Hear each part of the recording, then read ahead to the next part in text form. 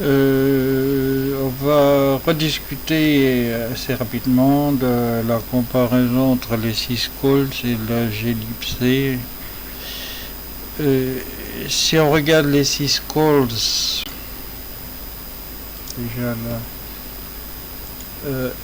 en ARM32 et ARM64, pas le même numéro, c'est même pas le même registre d'appel. C'est même pas les mêmes fonctions. Par exemple, là je vais avoir un open. Si je vais en ARM64, je cherche open.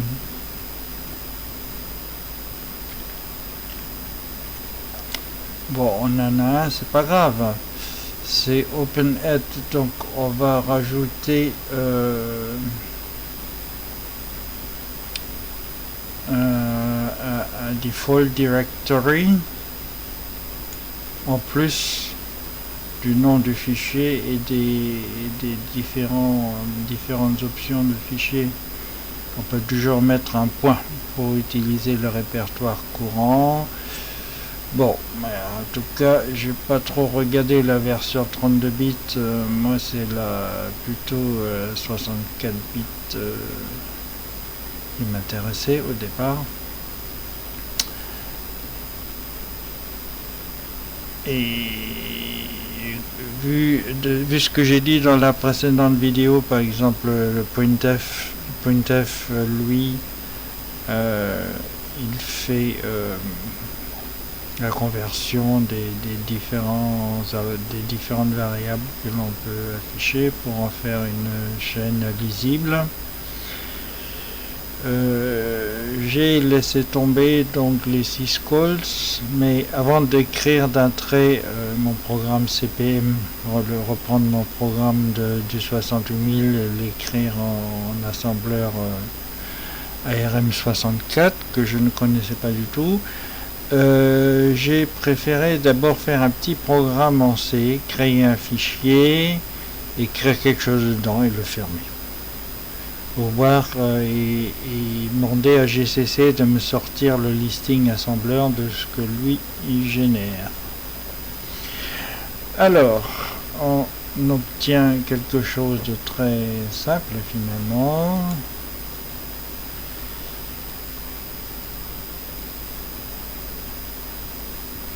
Et j'ai essayé déjà de faire des sous-programmes, parce que ce qui sort du compilateur, c'est normal, c'est que c'est tout linéaire.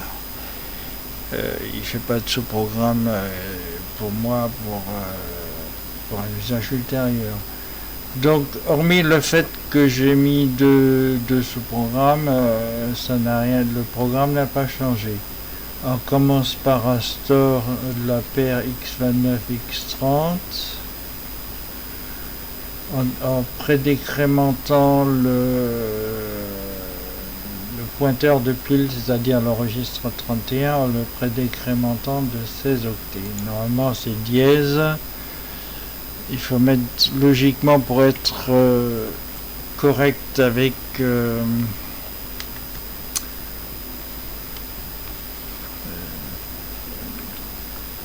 voilà. Dièse, normalement il faudrait le coller partout pour être conforme à la doc ARM des instructions, mais GCC ça passe très bien.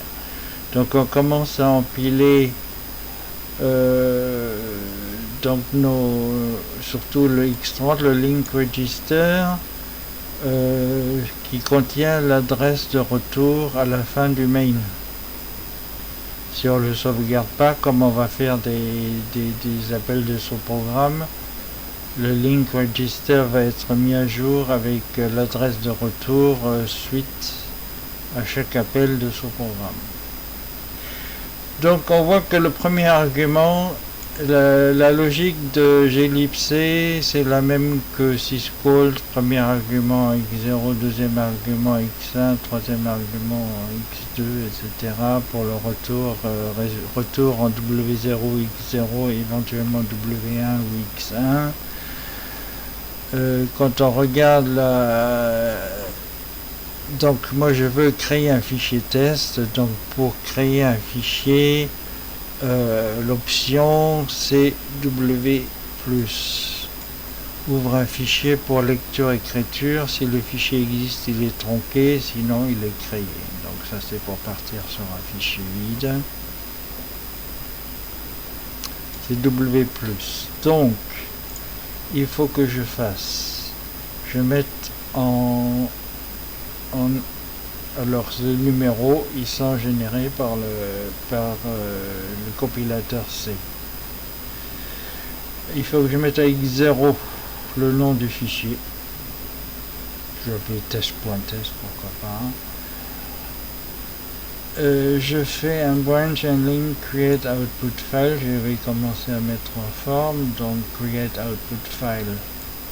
Je re-sauvegarde à mon tour x29 x30.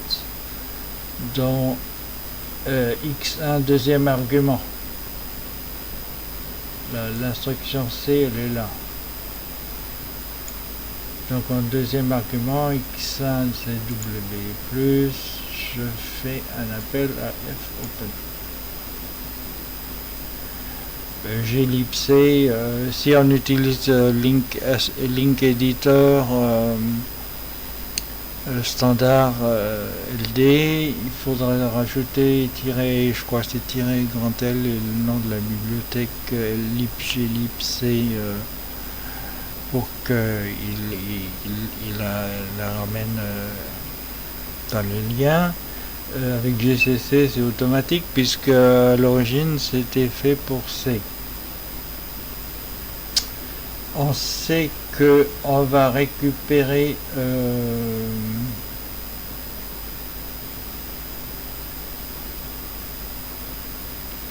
en x0 on va récupérer le pointeur de fichier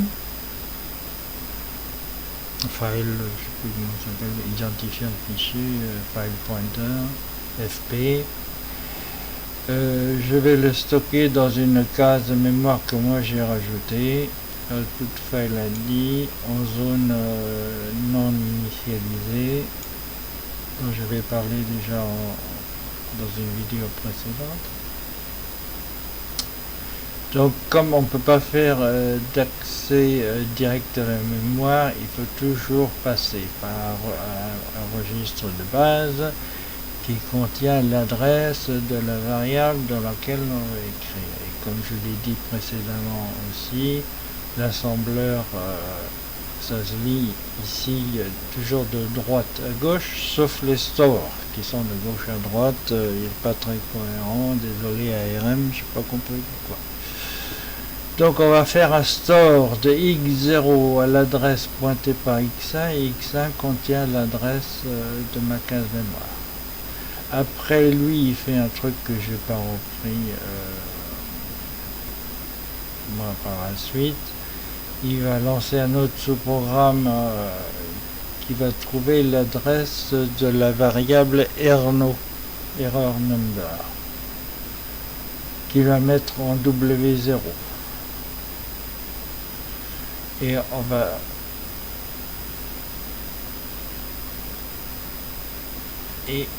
va faire un compare avec W0 et un branch s'il est nul ici. Ça veut dire que tout va bien.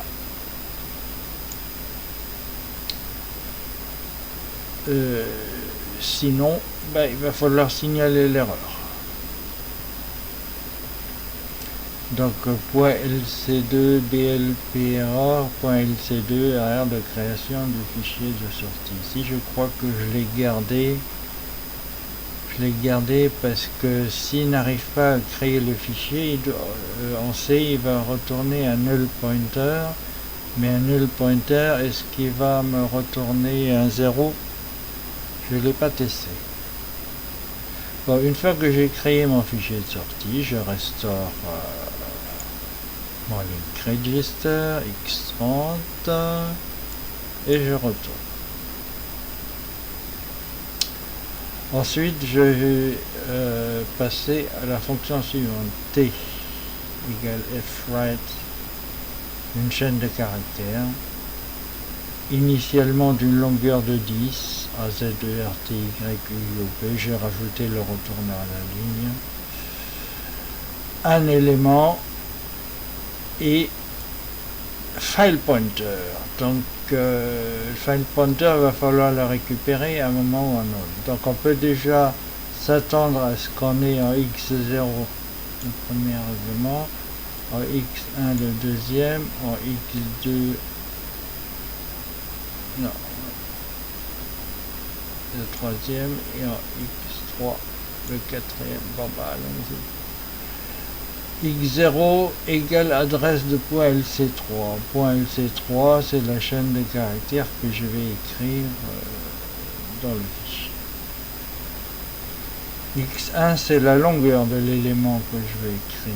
Donc la longueur est égale à point, c'est-à-dire la position actuelle au niveau de l'assemblage, moins l'étiquette précédente. Ça marche aussi dans 68 000.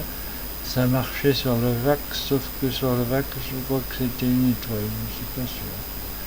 Mais en tout cas, on fait une équivalence LC3, la longueur du message LC3 est égale à point. Voilà, on voit pas très bien, il faut mettre la virgule parce qu'il y a ça équivaut à ça. Ici, point, c'est là où on est, c'est-à-dire en fait le premier octet de LC4. Premier octet de LC4, donc on a la longueur, on va trouver 11. En x2 on met 1 et en x3 on va récupérer notre pointeur de fichier en passant par x4 qu'on n'utilise pas par ailleurs. Ça aurait pu être un autre. On va regarder ça avec le débugger. Normalement, dans la doc glibc, c'est marqué que, excepté les registres qui servent à échanger des informations, tous les autres sont préservés. Et ben non, je me suis fait avoir comme ça. On va voir ça avec fwrite, il fout tout en l'air quasiment. Et puis, donc, après le fwrite, est-ce que x0 vaut 1, puisque fwrite va nous retourner le nombre d'éléments écrits, et on demande qu'il écrive un élément, donc si tout va bien, il va retourner 1. Donc, branch is equal, c'est-à-dire je compare mon x0 à 1, et s'il y a égalité, je saute en L3, sinon je vais afficher l'erreur. Je vais fermer mon fichier, je vais récupérer, oui, il a besoin du file pointer, l'instruction C, I égale F close, le file pointer, I c'est le code retour, file pointer, donc je vais le mettre à x0, je vais faire un branch and link F close, CBZ compare W0 avec non, attendez, je compare W0 et je saute si 0 tout va bien. Donc en principe, si tout va bien, d'ailleurs on a l'instruction fclose doit retourner 0, sinon c'est un error code. Voilà. Je restaure mon link register et je peux faire un return, sinon je pars dans les choux.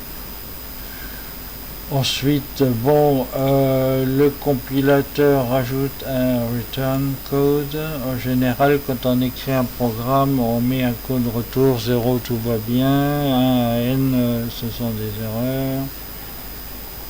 Et là, comme je restaure mon link register, je vais faire un return, je vais sortir normalement. Chose que je ne vais pas faire dans mon programme CPM parce que je vais faire des débranchements en cas d'erreur et ma pile sera bancale et je ne pourrai pas faire ça. C'est pour ça que je vais utiliser la fonction exit. Exit permet de sortir proprement d'un programme en mettant fin au processus, que la pile soit correcte ou bancale, ça n'a aucune importance. Alors, pour faire tourner ça, il me faut un debugger.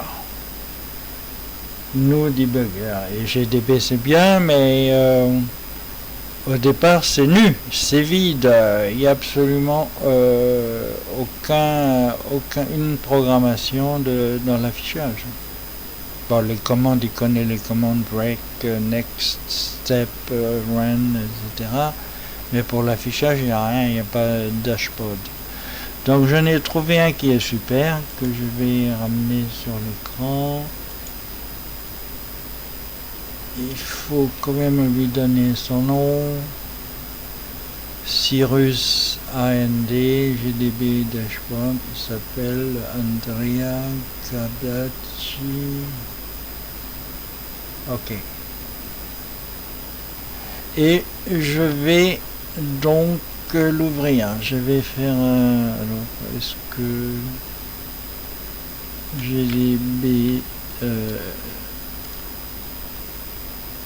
mon fichier que j'ai... on va refaire la manip.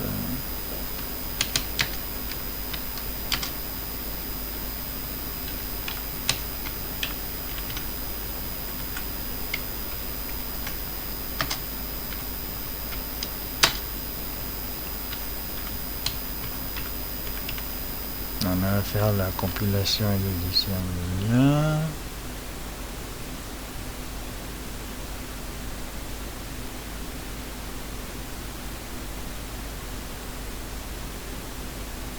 Ouais, bon. Autant pour moi, je suis pas sur la bonne machine. Alors.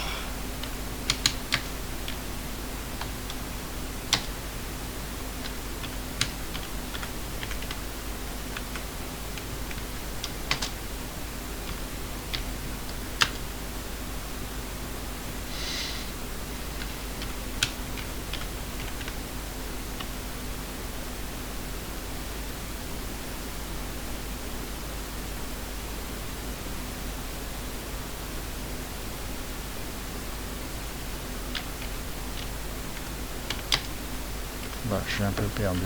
Sur quelle machine? Ça c'est... Ah ouais, donc j'étais bien sur la bonne machine, la version ARM.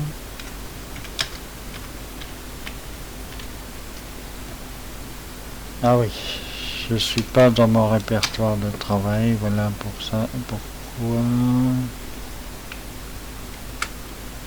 Voilà, là ça va aller mieux.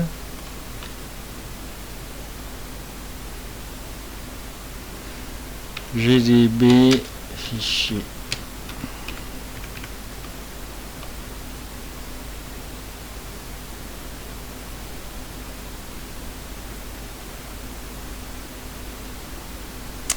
Alors je vais remonter, voilà, je vais remonter mon programme.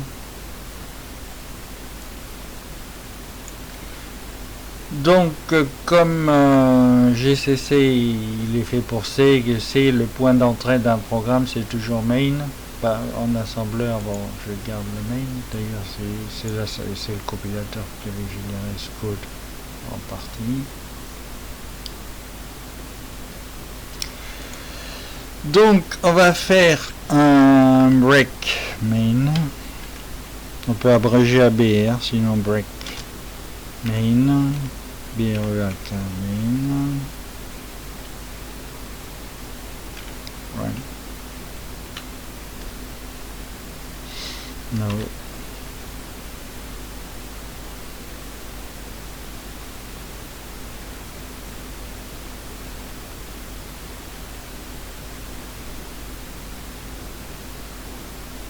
Bon, c'est un peu lent parce que bon, c'est une machine émulée.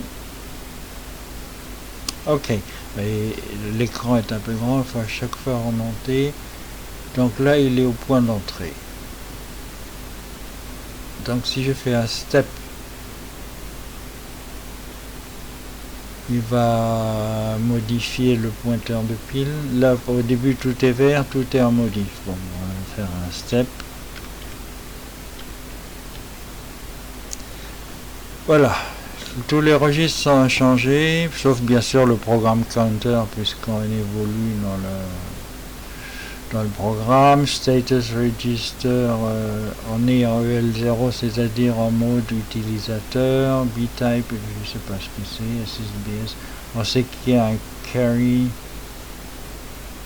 il y a un 0. Voilà. Prochaine instruction, mettre dans X0 l'adresse du nom du fichier. Donc si j'appuie juste sur entrée, il va me répéter la dernière commande. Faire un step.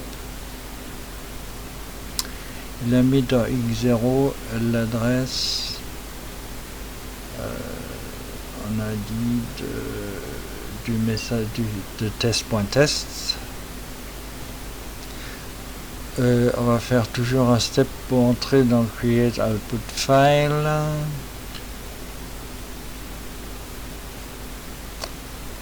Donc là il va sauver x2930, va mettre dans le registre 1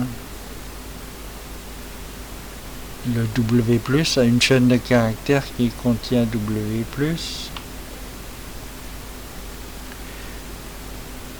Et là, je vais pas aller dedans, sinon on va se perdre dans les méandres de la libglibc.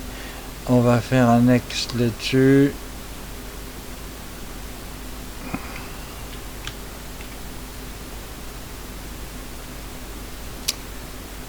Alors bon, déjà lui il modifie des choses qui devraient pas. Certes, on est tranquille de x18 à x29 en principe. Pourquoi il va modifier x16, x17? Alors, ils ne servent pas du tout à l'échange. Bon bref, ils n'ont pas tenu leur promesse, la doc est fausse. Normalement, il aurait dû modifier le premier ou les deux premiers. Il va bousiller x16 et x17, je ne sais pas pourquoi. Bon. On doit récupérer, nous, en 0, un file pointer. Donc là, je vais faire un step.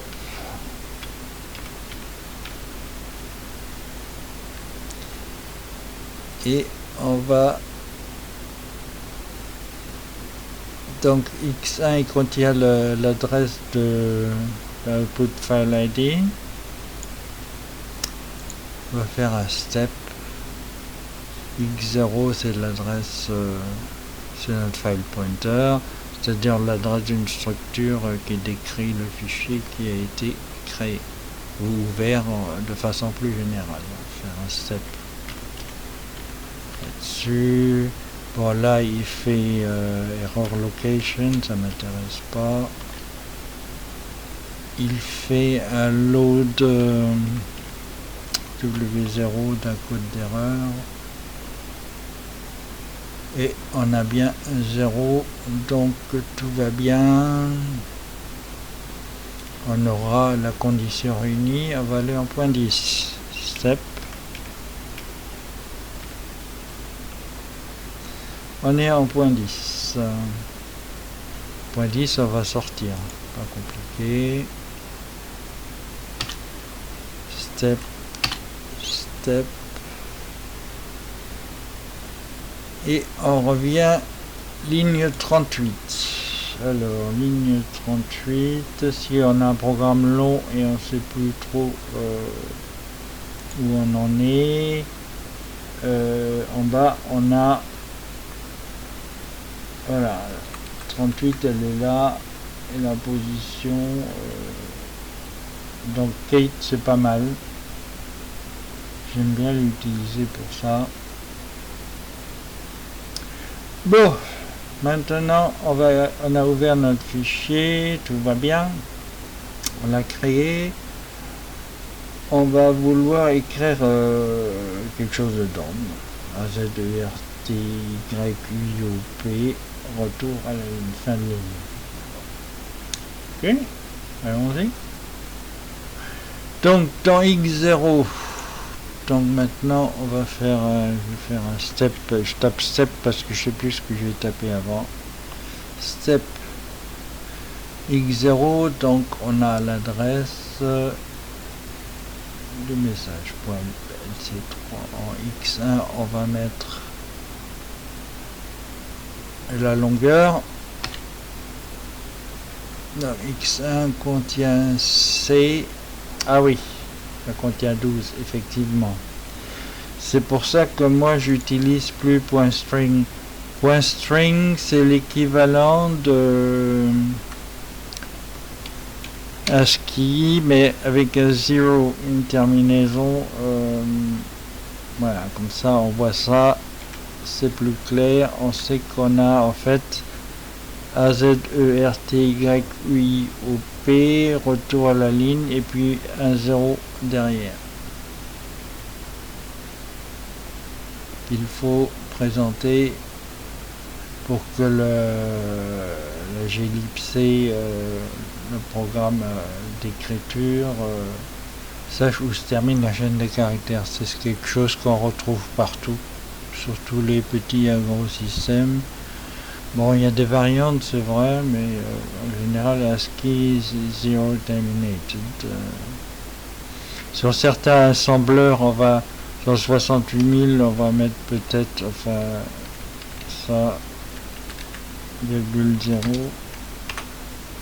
C'est la même chose que de mettre ASCII z, ou ici string qui est un équivalent. Alors, donc j'en étais où? Je me suis perdu. Donc dans X2, je vais mettre un élément. Hop, pardon.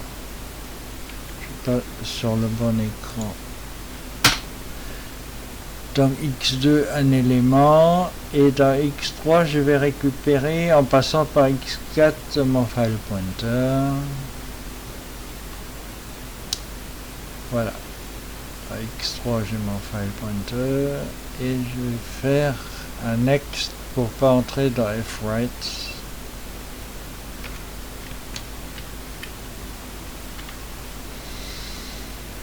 Et là, blanc, bon, rebelote, il faudra que je comprenne un peu plus ce qui se passe, qu'il casse de X0 à X8 qui sont des registres, des squash registres, ça je comprends. Après, il touche plus au 9, 10, 11, 12, et puis il modifie le 16, 17, il modifie plus du 18 au 29 parce qu'il n'a pas le droit.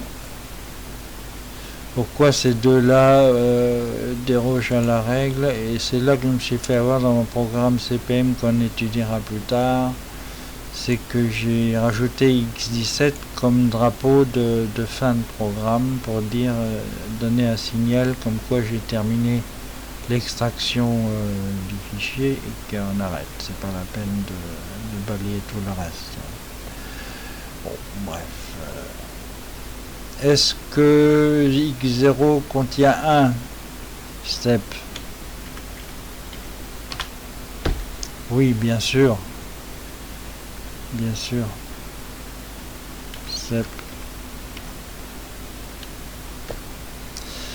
Et il me reste à fermer le fichier. Alors, est-ce qu'on va dedans? Pas très... Bon, pour aller dedans, on va faire un step dedans.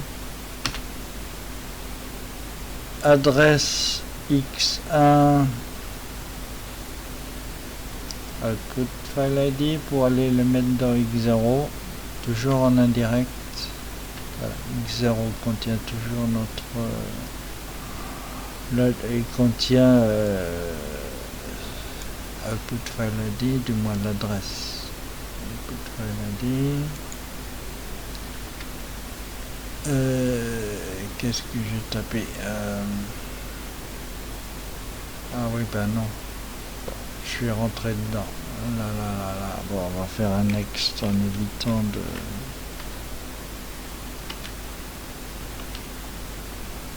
Je suis rentré dans la glibc. On tape trop vite. Bon, avec des next, normalement, on devrait pas...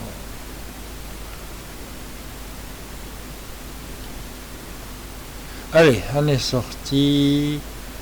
W0 contient 0, donc tout va bien. On a bien if i différent de 0, i c'est le code de retour qui est dans w0. Alors, oui, tout va bien. Step. On restaurne, on enregistre et on sort du prod. Voilà.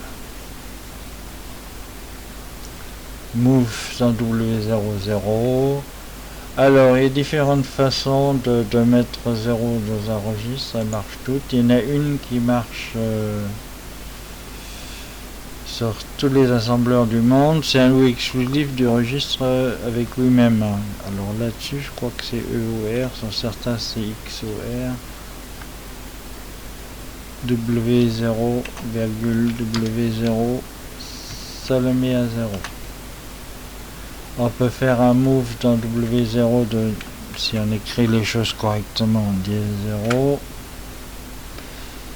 Mais on peut aussi, particularité de l'ARM, c'est qu'il a un registre qui est toujours câblé, il est immuable, qu'on ne peut pas écrire, qui vaut toujours 0. Alors on avait ça sur IBM System 360 et suivant, c'était le registre 0 qui était toujours à 0. Bon, ici c'est pas le cas, c'est un autre encore, c'est de faire un move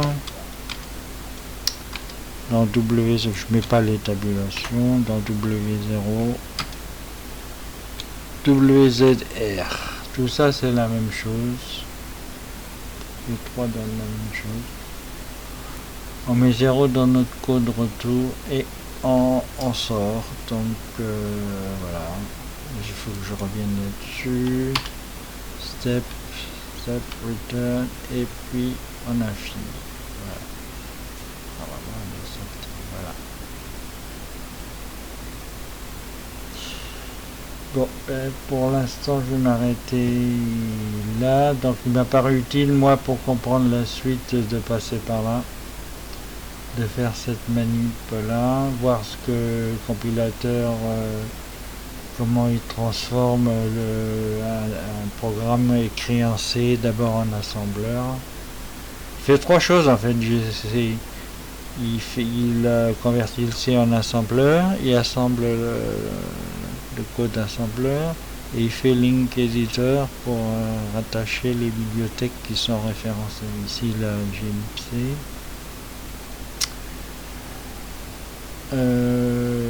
Voilà pour l'instant. On va s'arrêter là. Les prochaines vidéos, elles vont venir très rapidement puisqu'il fait vraiment très froid dehors. J'ai plus trop envie de bosser dehors dans le jardin, donc je vais continuer à faire des vidéos. Au revoir.